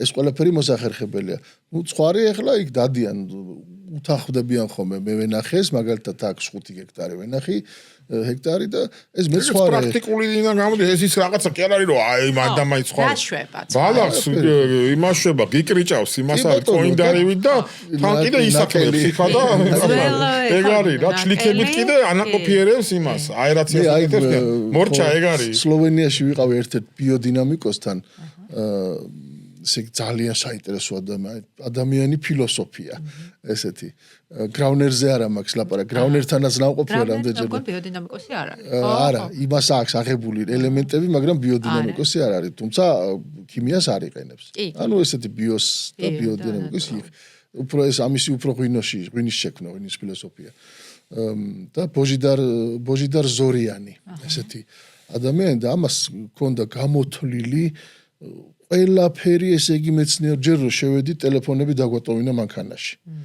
განა იმიტომ რომ არ გადაგვეხო. არამედ აი წარმოვიდგინეთ ინდონის იყო რა რომ აქ პრეპარატები სადაც კეთდებოდა იმ ოთახში უნდა შეხვიდეთო და ეს გამოსხივება და ესენი ცუდად მოქმედებს და ქართული ქვევრიც ჰქონდა სხვადასხვა გვანახა გაგვიყვანა გარეთ და მას ჰქონდა გამოთვლილი 1 ჰექტარზე რამდენი ცხვარი უნდა იყოს მუდმივად ვენახში და რამდენი ბატი და ცხვარი საუც და გვანახა რომ ინსექტიციდის ფუნქციას შნეკებს ჭამს ძალიან აქტიურად რა პატარა ლოკოკინები რო ჩდებიან იმაზე ვაზზე ძალიან ცუდია და ამას აი სხიპავს ესე იგი ეს ბატი და ზუსტად ჰქონდა გამოთვლილი რამდენი ცხვარი რა რამდენი ისო და ნუ ძაღლი არ შეიძლება ესე თავიდანვე კაცად გაგვევხილა ეს ეხლა აღარ ჩავეძიე მაგრამ ძაღლი და დაბლა სადაც საშიშროება იყო სეტკაც კი ქონდა შემოვლებული რომ ძაღლი არ შეიძლება მაგრამ ბალახი ხო უნდა გაიზარდოს კი მაგრამ სულ ცხვარი ვენახში მე არა სულ არა ის რომ ის არის შემოდგომიდან გაზაფხულამდე დასავლეთში ეგ ძალიან კარგია შემოდგომიდან მრავალფეროვნებაზე ლაპარაკობთ ამასა გიჟივით იზრდება ბიოდაივერსიტის ეძახიან მაგას ხო ინგლისურად ეს რა არის რომ ბევრი სხვადასხვა განსხვავებული მრავალფეროვანი მცენარე უნდა იყოს იმ რაღაცა 1 ჰექტარზე და არა მარტო ის შენ ეხლა ეს როგორ უნდა მიაღწიო იმიტომ რომ თუცებ რაღაცა თესლი ხარმა ჩააგდო შენ ვენახში შენ თუ იმას ეხლა კრიჭე და ვერ მიეცი გამრავლების უფლება მე მაგალითად რას შვები ხომე რომ თიბათვე რო იწება მაშინ პირველად მე ვთიბავ მაშინ ვენახს იმიტომ რომ თუ ის ბალახი არ გაიზარდა და არ დამწიფდა და თესლი არ ჩაყარა შენ იმას ვერ განავითარე კი ბატონო უნდა აცალო იმასაც მე კარგი მომენტი მაქვს იმიტომ რომ შრალი კლიმატია და მუხზევით აღარ იზრდება მესმის რომ კახეთში რთულია ეგ იმიტომ რომ იქ შეიძლება იმხელა გაიზარდოს ხო მაგრამ იქაც რაღაცა უნდა მოახერხოს მე ვენახემ რომ ის გამრავლდეს იქ მაშინ ჩათესვა მოუწევს ისეთი ბალახის რომელიც მაღლა აღარ იზრდება და ეგეთი რაღაცები დამოკიდებული ხდები ეგეც მე არ ვეთანხმები მაგას ხო გერმანული სამყურა ჩამოვიტანო და აქ ჩავყარო წინააღმდეგია რა მეც ძალიან წინააღმდეგია რაც იყიდება ადგილობრივები იგივე იონჯა ხო შეიძლება რაღაცები ისეთი რომ მოკლედ უნდა გქონდეს მრავალფეროვნება ხო სულ ცხვარი ყავდეს იქ ხო ეგ უკვე გამოიწვევს იმას რომ ეს ბალახი არ განვითარდება და მოხდება გახმება რა შემოდგომიდან გაზაფხულამდე იმიტომ რომ მაგრამ რა ხდება ბალახი გაიზარდა ბოდიში თესლი გადმოყარა გახმა ანუ გაიარა მაგან თავისი ვეგეტაციის პერიოდი რა და შენ თუ არაცალე ეს ხო და მანამდე მოკრიჭე რამდენჯერმე იზრდება და მერე მოკტება ანუ როდესაც საფარკულტურებზე ვლაპარაკობთ აემის თესლის ისა შენმა წინაპრებმა მაგიტო დაარქვეს რომ ამ დროს ბალახი რომელიც მომწიფებულია დაპურებულია უკვე ბალახი და ცხოველისთვის საკვებად შესანახად არ დაგილპება წამოიღებ გააშრობ და მანამდე რო გათიბო ის ძალიან ახალგაზრდა ძალიან და გახმება და არაფერი აღარ დარჩება ერთ სიტყვით აქ იმას ჰქონდა შეშვებული ესე თუ 24 საათი არა წლის განმავლობაში შემოდგომით თველის მერე უშვებდა გაზაფხულამდე ტოვებდა ზამთარი მარტო იმიტომ რომ გაზაფხულზე ვაზიც იზრდება და იმეებს შეჭამდნენ მერე მანამდე მერე აშორებდა და ეს მოქმედებდა აქ კახეთში ახლა ესია პრაქტიკა არის ზამთარში უშვებენ ხოლმე ვისაც დიდი ვენახი აქვს ეს მულჩირებას ხა ჩვენთან ძალიან იშვიათად სხვათა შორის ცოლიკოსთან ნახეთ. ცოლიკოს ბევრი ვენახები. ერთ პერიოდში ქონდა 14 სხვადასხვა ნაჭერი. და ჩამოვყევ ერთხელ მე მისი კონსულტანტი ვიყავი ერთი პერიოდი. და უჩერება საჭირო. ეს არის იდეალური. სადაც ეს ამისი მოთხოვნილება არის. წალამის. რაც გინდა რომ ნიადაგის სინოტივე შეინარჩუნოს. ანუ რა ყველაფერი უნდა მივცეთ უკან ნიადაგს. ფოთოლი ხო ჩავარდება ქვევით. და ის ნასხლავიც უნდა დაამულჩირო. ნასხლავის მულჩერები ხო არის ახლა ბოლოს მე მაგ ეხლა ანუ ყველაფერს ტოვებ ნიადაგში ანუ ბიო წონასწორობას ქმნი რა, ეს ბიოდინამიკაც რა არის, წონასწორობა არის, ფერმა უნდა იყოს თვითმყოფადი. ხო, ეხლა გასაგებია ხა 10 ჰექტარიანი იმას ვერ გააკეთებ, მაგრამ შენ იქ ნაკელი გაგძროხა ყავს, ბატი ყავს ის. რაღაცა ხო ერთმანეთს აბალანსებენ, არც გამდიდრებული და ძალიან კარგი ნიადაგი ვაზისთვის, ხო? ტყეში რო დარგო გაიზრდება, ავა იმამდე, მაგრამ ნაყოფს მოგცემს ღვინოში არ ვარგა, ანუ გაზარმაცებული ხდება. აქ ხო იბძვის, ანუ ვაზი სულ სტრესის ქვეშ უნდა იყოს. ამიტომ ცოტა უნდა მიცე, ცოტა ის და ამას ბუნება ალაგებს თვითონ რა, ამას შენ ვერ დაალაგებ ვერასდროს. აი რა მინდა კითხო, ბექა, აი წაღამ საუბრობთ აი სერტიფიცირების იმაზე, რომ აი დაუშვათ ბიოს ორგანულს ვერ დააწერ თუ სპეციალური სერტიფიკატი არ აქვს. ხო, მესმის კი, მაგრამ ნუ ეს უკვე არის რეგულირებული და ნატურალურს მაგალითად ვაწერთ.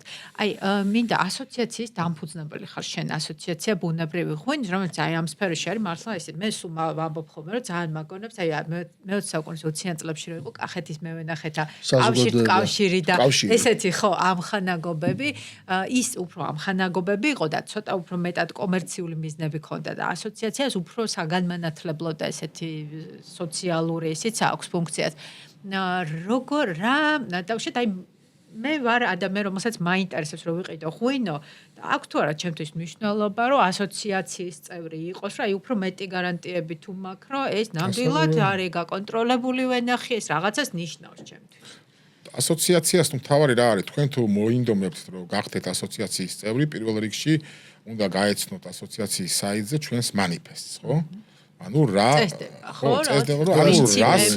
რა არის ჩვენი ფილოსოფია არსებობის და მევენახეობის და მეღვინეობის თუ ეს მე მოგაწყობთ და იძახით რომ არა კარგია მაშინ მე აკეთებთ განაცხადის დროს ასევე უნდა გყავდეთ 3 ადამიანამდე თქვენი რეკომენდატორი ხო უკვე იმიტომ რომ ბევრი მოთხოვნები იყო ძალიან ბევრმა ასევე ეს ბიზნესისთვის გამოიყენა ჩვენ არა ვართ ამ ასოციაციაში ბიზნესისთვის რა მართლა რთულია ეგ ყველაფერი მაგრამ ეს არის რაღაცა ერთად ნაფიქრი და ერთი ფილოსოფიის მქონე ადამიანების რაღაცა ერთობა არის წესით ეგრე უნდა იყოს რა და მე უკვე ეს ისა მე ეს განიხილება რაღაცა აქეთ ეხა უკვე ძალიან შევამცირეთ იმიტომ რომ ძალიან ბევრი ის იყო და მე უკვე თქვა თუ თქვენ გინდათ ასოციაციის ხარისხის ნიშანი რომ გედოთ ეტიკეტზე უნდა ყოველ წელს ჩაიტაროთ ინსპექტირება მოდიან უკვე გამოცდილი შემოწმებლები რომლებმაც გაიარეს კავკასეთში GIZ-ის დაფინანსებით ესე იგი დაგვეხმარა GIZ-ი მაგაში ისწავლეს როგორ უნდა მოხდეს ინსპექტირება ვენახის და მარნის და ამ შემოწმების მერე თუ ყველაფერი წესრიგშია და თუ ყველაფერი კარგად არის თქვენ მოგენიჭებათ ნიშანი და შეგიძლიათ დაიტანოთ ეტიკეტზე. ასევე ყოველ წელს 5, 6, 7 ბოთლი ღვინო ქსელიდან იღება და მიდის გერმანიაში თუ იტალიაში აღარ მახსოვს ანალიზებზე. ისეთი შერჩევა რა, შემთხვევით შერჩევით და ანუ იმიტომ რომ ყველას შემოწმება რაღაც ჩვენ არ გვინდა ინსპექტირების რაღაცა საინსპექციო ის რატო არის ახლა მაგალითად დემეტერი ხო ამა ეს ყველაფერი მოიშორა დემეტერი ეუნება ორგანული სერტიფიცირების კომპანიებს რომ შენ შემიმოწმე რა დემეტერი არის ასევე მასერტიფიცირებელი დემეტერი არის ბიოდინამიკის არ არის მასერტიფიცირებელი სხვას გადააბარა ეს ანუ იძახის რომ მე ამაში არ მინდა რა დრო და ენერგია ვხარჯო თუმცა დემეტერს აქვს მე მგონი ექსკლუზივი ამერიკაში ბიოდინამიურის გამოყენებაზე ხო ესე მახსოვს ექსკლუზივი ასეთ არა აქვს არა დემეტერია სამარკო ნიშანი რომ ბიოდინამიურს ამერიკაში სხვა ვერ გამოიყენებს თუ დემეტერის მე არ არის სერტიფიცირებული კი არ ვიცი ხო არ ვიცი ეს მაგრამ ასე იყო თუ რამე არ შეიცვალა არ ვიცი მაგრამ მე რასამობ რომ ის უკვე ორგანული კომპანია სერტიფიცირებს რომ შეგამოწმებს და მიცემს დემეტერს რომ ყველაფერი რიგშია მე უკვე დემეტერი გაძლევს უფლებას რომ მისი ნიშანი დაიტანო და ეგეთივე გვინდოდა ჩვენც რა რომ ანუ ჩვენ ახლა მთელი ენერგია ამის შემოწმებებზე და სირბილზე და იმაზე კი არ გადაგვეტანა არამედ შევამცირეთ ეს ამ შერჩევით რომ ღვინო მიდის და ყველას კონდეს იმის აზრი რომ ესე უნდა იყოს და ვისაც ნიშანი უნდა ის უნდა შემოწმდეს ყველა ვარიანტში. და აქ ერთი კიდე უნდა აღვნიშნო რა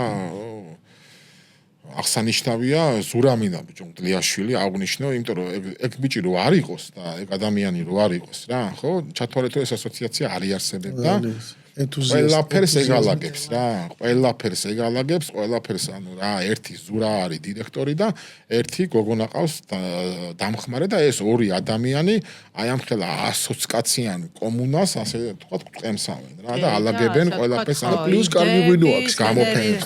კარგი ღვინო აქვს. ღვინო აქვს და ასე ვთქვათ, რომ ზერო კომპრომისი მართლა შენ დასაწყისში აღნიშნე, რომ ესეთი სერიოზული სერიოზული არავის ფერზე გამოფენა. ნაკლები, რაც და მსოფლიოში ამერიმერი ახლა ქუთაისში რო ჩატარდა და ასევე შესანიშნავი ამერიმერი. ეს არის ანუ წყალტუბოში. ყველაზე დიდი მომენტი იმისა, რომ ეს მარტო გამოფენა კი არ არის. აქ ეს ადამიანები და ჩვენც ხო წვალობთ იმაზე, რომ იმპორტიორები მოვიძიოთ თელ სოფლიოში. აქ ახლა შენ ღვინო გამოიტანე და თბილისელებს გაასინჯე, ცოტა ნაკლებად ისეთი მომენტია რა, იმიტომ თბილისში ხა რამდენი უნდა გაიყიდოს შენი ღვინო, ხო? თბილისში სამუშაოა, ხო, ცნობიერების ნუ ამაღლება, ეს არა სხვა მხოლოდ პრობლემებია თბილისში, მანდ რა, ბათუმშიც, ვინის ქუთაისშიც, გადახდა უნდა ყველგან, ფულის ხო. და ამიტომ სხვა რაღაცა არის, მაგრამ მაღაზიებს ხო? ო, არაფერ ამ ხო, ხო ეს ვალები სერიოზული ჩამოვწერო, ერთი პრობლემაა 1000 სამწუხაროდ. ლარზე ავალ და ჩემნაირი კიდე ერთი 100 მარანი იქნება რა და ბატონო. ანუ სახელმწიფოს დახმარებაც არის იქ ისინი ფულს გვაძლევენ ამაში რომ ეს ხალხი ჩამოვიყვანო და ღვინის პროფესიონალები. ხო, იქ სპეციალურად კომპანიებს და ადამიანებს ვქირავთ რომ იქ იმპორტიორები მოიპოვონ, მოიძიონ, იმიტომ წარმოიდგინეთ თქვენ ახლა ჩახვედით სადღაც იმაში სად არის კიდეც გამოფენები შვედეთში ან სადღაც როუზე და ძალიან მოეწონა თქვენი ღვინო შვედეთში და უნდა ყიდვა ხო? კანადაში. ხო ან slow wines-ი ან სადმე ხო? როგორ იყიდის ახლა თქვენ ღვინოს წარმოიდგინეთ ახლა იქ ისინი გვერდი არიან ევროპელები და შეუკვეთეს გამოიწერს. ორ ყუთს და ჩაუვა ის ორი ყუთი და არის ბედნიერი და ახლა ერთი პალეტა და ორი პალეტა ღვინო იქ არავის არ უნდა. იმან წარმოიდგინეთ კონტეინერი უნდა წაიღოს, პალეტასაც ვერ წაიღეს, ეს კონტეინერი ნიშნავს რომ პორტფელიო უნდა მოაწყოს. ერთი 10 მწარმოებელი უნდა ყავდეს პორტფელიოში და ეს არის ძალიან რთული რაღაცა. აი საქართველოში რომ ჩამოდის იმპორტიორი, რომელიც უკვე იმას გეგმავს რომ აქ მე რახან ჩავალ და 0-0 ამ 120 მანა, ხო, იქიდან ერთი 10 კაც მოაგროვებ, 7 კაც მოაგროვებ და ხო, და თუ მოაგროვა უკვე წაიღებს. ამიტომ ეს ძალიან დიდი მოდის იქიდან. ხო, უკვე განწყობა, ხო და ეს ფინანსდება, ისე კი არ წამოვა იმას უფინანსებთ ჩვენ ამ დახმარებების მეშვეობით. საქართველოში ცხოვრებას და ხა ჩამოსვლას უკვე ვეღარ უფინანსებთ, იმიტომ რომ ძალიანაც უსაქმურები არ ჩამოვიდნენ, იმიტომ რომ ერთი პერიოდი უკვე ისეთი ხალხი მოდიოდა, რომ უბრალოდ საგულაოდ მოდიოდნენ, კაი ჭამასმა, კაი ღვინო და ეხა უკვე თვითონ იყიდულობენ ბილეთებს, მაგრამ ცხოვრება აქ და წაყვანა რეგიონებში, მარნებში, გაცნობა, მერე 0 თვითონ, ხო? ეს ყველაფერი ჩვენ მიერ არის დაფინანსებული და რაღაცები ნელა იდის რა. და რაც მთავარია ასოციაცია თავის წევრებში და ეხა მე ეს წევრებიც ხომ მათყავთ იქ მეზობლები, ნათესავები, ადამიანები ხედავენ რომ ეს მეთოდი მუშაობს. აქ ვენახიც კარგია, ჯამრთელია, საშიში არ არის ამ ვენახში გავლა იმდენი ხიმიკატები. ღვინოა, რაც მთავარია ამას შემოსავალიც. იმიტომ რომ ეს 125 წევრი, ვინც ამ ასოციაციაში არის, თითქმის მე მგონი ყველას გააქვს, ხო, ბექა ექსპორტზე ღვინო და ყველას ეხა ერთ ქვეყანაში მაინც ვისაც მე მგონი გაქონდა იმათაც ვეღარ გაგვაქვს ისე როგორც ეგ ცალკე ამბავე და მაგაზე აუცილებლად ვიყი სოფლიოში არის. ყველას ვერ გააქვს, მაგრამ საქართველოსნაირი პატარა ქვეყნის ეხა იმ ადამიანს წარმოიდგინეთ ამ ასოციაციაში რო არ იყოს, სად ვისთან უნდა წარადგინოს? რა უნდა ქნას? ხო, ამის თქმა მინდა რომ ჩვენ მოკლედ ესეთი კავშირები დიდ გამოფენაზე რო წავიდეს, იქ ახლა არავის არ აინტერესებს ნატურალური ღვინო, იქ არის კონვენციური ღვინოები, უზარმაზარი გამოფენები. პროვაინი და ისინი ზღვაში წვეთი იქნები, ვინ მოგაქცევს ყურადღებას. არა, ეს ასე ვთქვათ, ნიშა არ არსებობს. მე რო დავიწყე ღვინოზე წერა, მაშინ ყალიბდებოდა რა. ეს რაღაც ალბათ 10 წლის, 15 წლის ბოლო ის არის, რომ გაძლიერდა ეს პატარა მარნები და ასოციაციის მსგავსი ორგანიზაცია შეიქმნა და გავიტანეთ და ეს სოლიკომ თავიდან თავისი ღვინით დადიოდა რესტორან თავიდან, რომ არც იყო ეს ამაზე ხსენებაც არ არისო. მას დაეხმარნენ slow food-ი, ლუკა გარგანოს მოეწონა ეს ღვინო, საიდანაც აღმოჩნდა აქა, აღმოჩნდა ეს ღვინო იტალიაში, მერე ეს slow ნიკოლო ჟოლი და ერთად ჩამოვიდნენ პირველად. და იყო ერთი რაღაცა და აი წავიდა მაქედან ეს ისა. ეს ლუკა რო არ ჩამოსულიყო, ხო? სოლიკოს ესე იდგენ და ამ რესტორან ვის სამლარად რო ჩაებარებინა ისა რა. და რამაზიც ძალიან აქტიურად იყო სლოვფუდის. აი რამაზი ყოლება შემდეგ გადაცემაში. სტუმრად იაგო ყავდა წინა გადაცემაში და ასე რომ ღვინის კლუბი უნდა აღნიშნოთ ასევე რა საუბრობთ და ღვინის კლუბმაც ძალიან დიდი როლი ითამაშა ნატურალური ღვინის იმაში პოპულარიზაციაში ასე ვთქვათ. ჩვენი აი კაცი სადღაც ზოლო უნდა დავლიოთ ეხლა ჩვენ რა. ჩვენი ხარბედია სიმახოსი. კი. ხსოვნა იყოს მისი განალტო. მალხაზით დავიწყეთ ჩვენი პოდკასტები და ვისაუბრეთ, მაგრამ სულ ვისაუბრებთ, იმიტომ რომ ძალიან დიდი საქმე აქვს გაკეთებული მალხაზს და იმდენი საქმე, იმდენი რამე რაც კიდე არ ჩანს, ხო, რის ასე ვთქვათ, იმის ასე ვთქვათ, მონაგარს კიდე ძალიან დიდხანს აღმოვაჩენთ. რამდენჯერმე გამომიგზავნა ღვინო. ეხლა თვითონ ღვინო ესმოდა კარგად რა და გამომიგზავნა რომ ცივი გონო სხვა ტიპაჟი მჭირდება მეთქვი მე რატო სხვას ვისა აი სხვანაირად მოაზროვნე ადამიანმა მინდა რომ გასინჯოს ჩემი ღვინო აი სხვანაირად რო აზროვნოს რომ ჩემგან განსხვავებული რო არისო და სინჯავდით ეს ერთმანეთთან მე ხან ჭაჭა მიუტანე მე ხან იმან აი ესეთი რაღაცა მე ერთობლივად მე შევთავაზე ცქრიალა ღვინის ფესტივალი ჩემი იდეა ჩემი იდეა და შესანიშნავი პროექტი უთხარი დაურეკე მეთქი ნახვამი და მეთქი შენი და მომეციო მითხარიო რომ სანამ მოხოლო ვიფიქრო და მაშინ მითხარიო და უთხარი დაალაგებული უკვე ყველაფერი თვითონ იმასაკნა დაალაგა და მეოთხე ჩატარდა უკვე ყოველ წელს ვექნება გაგზელდება ცქრიალა ღვინების უნდა განვითარდეს სხვათა შორის ესეც და ლუდიც უნდა ეხლა მე იმაში ხორვატიაში ჩავედი ერთ-ერთთან და აიო ჩემი ლუდიო გაშო მარა გოცასი რო არის ისეთი ვერ არის მე ვეთანხმები ანტონიო ივანჩიჩი გოცას ლუდი და სიდრი არის ჩემი ფავორიტი ისეთი ვერ არისო ჩვენ გვეუბნება ქართველებს რა ლუდი გაგვასინჯა ისე არა ნამდვილად ბუნებრივი ლუდი სხვა რამეა მაგასთან მთელი ეპოქა უნდა რომ დავუძმოთ ჩვენ მაგას ერთი ეპიზოდი აუცილებლად არა ისტორიულად არის ჩვენთან სხვანაირი გემონური ისენია მაგის გადააყვანა იმაზე და სანამ ეს ნაგავი რო აწყვია მაღაზიებში და სანამ ყოველთვის იქნება მე რატო მომივიდა გაზრი რომში გამოფენაზე ვართ ღვინის და ეს მელოდეებიც იყვნენ რა მაგათ ლუდები აქვთ იტალიელებს ეს ნატურალური მაგიტომ დავიწყე მე ეს ისა ესე იგი მე რო ის ლუდი გავსინჯე იქში ამ იტალიელების ხო იმის მე არც პირი არ დამიდია რა ჩვენთვის ახლა 90-იანებში სმარო დავიწყეთ ჰეინეკენი იყო ჩვენთვის რა იცი რომ თურმე ჰეინეკენი ბიჭო თურმე ეგ არც უნდა ახსენო დალეული რო გაქვს რაღაც ეტაპზე კოკაკოლაც იყო იმის თავისუფლების და პროგრესის სიმბოლო ხო მაგრამ ეხა ფრანკს რო ელაპარაკები რომ კოკაკოლა თავისუფლებს ცოტა ვერ ისა აქვს ხოლმე კოგნიტური დისონანსი მეგობრებო ჩვენი დრო იწურება და გაგიმარჯოთ თქვენ პირველ რიგში ვისაც ძალიან ბევრი გაქვთ ქართული ღვინისთვის გაკეთებული და ჩვენს მეგობრებს ვინც ჩვენთან არიან ან ჩვენთან აღარ არიან მაგრამ იმ ხალხ საქმეები გააკეთეს რომ აი არ ვიცი სულ წინ ხვდება ეს ასე ვთქვათ აი არ ვიცი იავარდივით ხარობს და გავმარჯოთ მალხას სოლიკოს და ჩვენს მეგობრებს ძალიან დიდი მადლობა ძალიან დიდი მადლობა თქვენ მოგზაურობისთვის. ქეთოს გაუმარჯოს, აგეთი კარგი წამოწყებისთვის და წარმატებების გაუმარჯოს მადლობა. და ჩვენც არ მოგაკლებთ ნადიმებს და საუბრებს. გაიხარე. ყველას გაგიმარჯოთ.